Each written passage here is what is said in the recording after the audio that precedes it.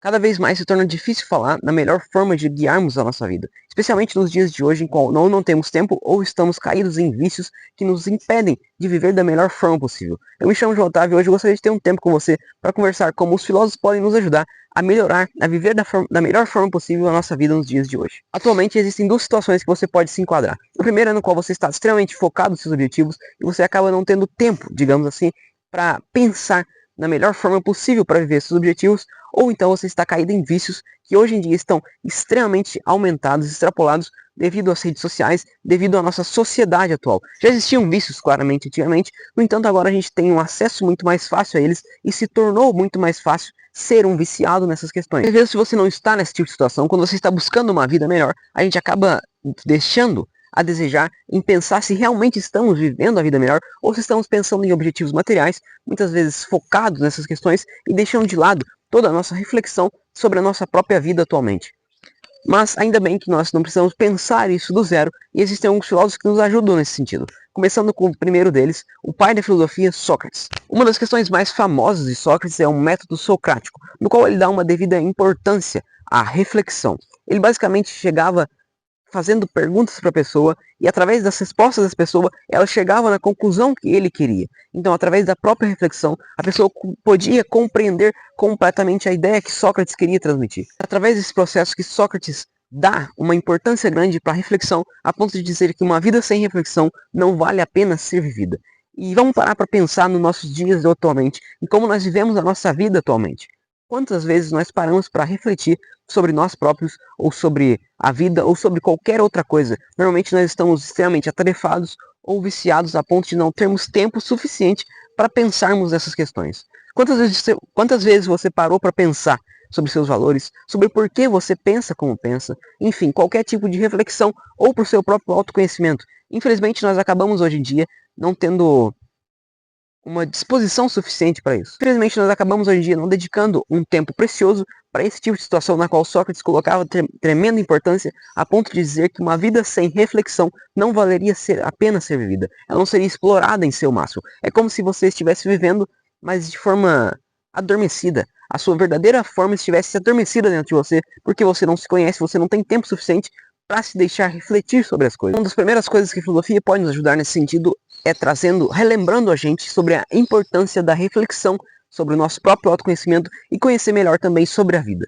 Esse é o primeiro tópico que a filosofia pode nos ajudar a viver os dias de forma melhor. E sempre que falamos sobre questões práticas e filosofia, é impossível a gente não comentar sobre os estoicos. O estoicismo é uma corrente filosófica que sempre traz, de forma prática, questões que podem nos ajudar a lidar melhor com a nossa vida de forma geral.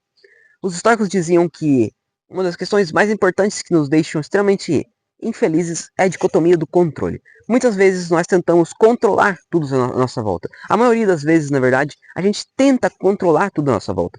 O controle traz, de certa forma, uma segurança e é natural que você tente ter esse tipo de controle sobre todas as coisas. O problema é que você não possui. E aos poucos você vai percebendo isso. Você percebe que não possui controle, por exemplo, sobre a opinião de outras pessoas a respeito de você. Os Marcos dizem que entender o que você possui controle e o que você não possui é uma das coisas que vão tornar a sua vida muito mais fácil. Claramente, sempre que você está diante de uma situação, você deveria se perguntar: eu possuo controle sobre aquilo? Se a resposta for não, você deveria imediatamente não deixar que aquilo te afetasse, ou pelo menos deveria tentar. É claro que a situação não é tão fácil, não é como se você virasse uma chave assim: ah, pronto, agora isso não está no meu controle, eu não vou mais sofrer por isso, eu não vou deixar mais que isso me impacte. Não é assim. A virada de chave, na verdade, está em você começar a tentar pensar dessa forma. E aos poucos você vai se tornando mentalmente mais forte e mais capaz de tornar isso uma realidade. Você vai perceber que existem tantas poucas coisas que estão ao nosso controle, que a gente poderia dizer que, basicamente, o que está no nosso controle de fato é a forma como nós reagimos às coisas.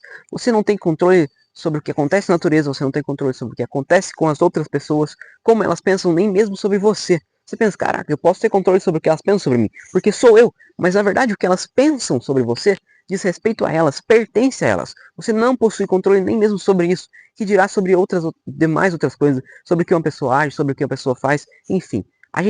Os históricos dizem que a forma mais fácil para a gente viver essa vida é percebendo que você tem controle sobre como você reage às coisas. Então você começa a dar uma importância realmente a si próprio e a forma como você vai levar as situações que acontecem na sua vida e não como as outras pessoas pensam ou sobre o que acontece com você. Outro ensinamento muito importante que pode ser muito útil para os dias de hoje é a questão de Sêneca sobre o tempo.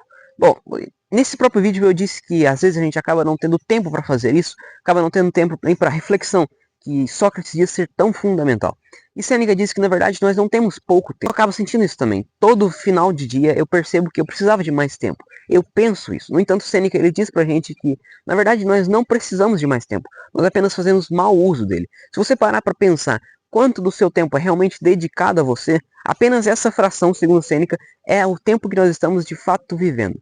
Todo o resto é tempo que nós perdemos e acabamos dizendo que não temos ele o suficiente.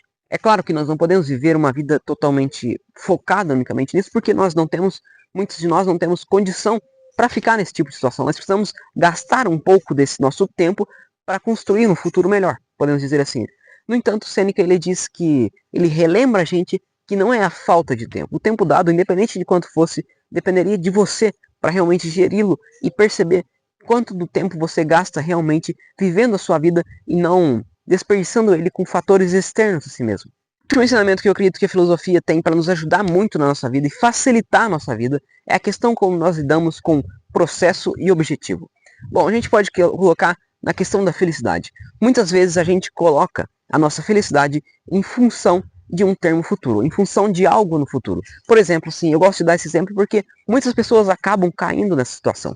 Ah, eu serei feliz quando eu alcançar a estabilidade financeira, quando eu ficar rico. Eu serei feliz quando eu comprar isso, quando eu tiver aquilo. O problema é que quando você coloca a sua felicidade em função de algo no futuro, você se torna infeliz agora, se torna infeliz no processo e se torna também, provavelmente, infeliz quando chegar no objetivo final.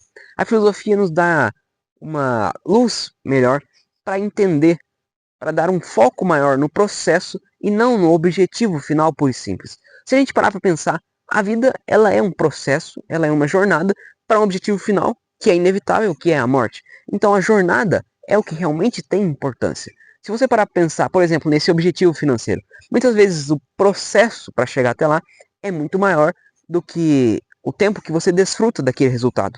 No entanto, se você deixar a sua felicidade a depender de uma condição externa, todo esse processo acaba se tornando infeliz. E você pensa que só irá aproveitá-lo de fato quando chegar, quando conquistar o objetivo externo a si próprio. A filosofia nos faz entender que a felicidade, na verdade, não depende de nenhuma condição exterior a nós mesmos. A felicidade deveria estar exatamente onde eu estou agora. Não existe felicidade no futuro.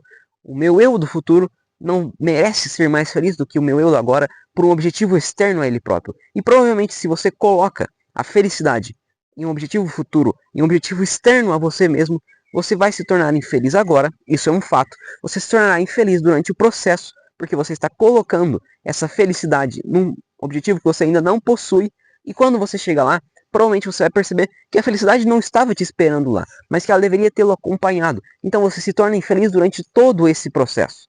É um ponto interessante que a filosofia traz pra gente começar a pensar mais na trajetória e não no resultado final. Se esse vídeo fez sentido para você, eu peço que se inscreva no canal, que vai me ajudar bastante, e muito obrigado, até a próxima.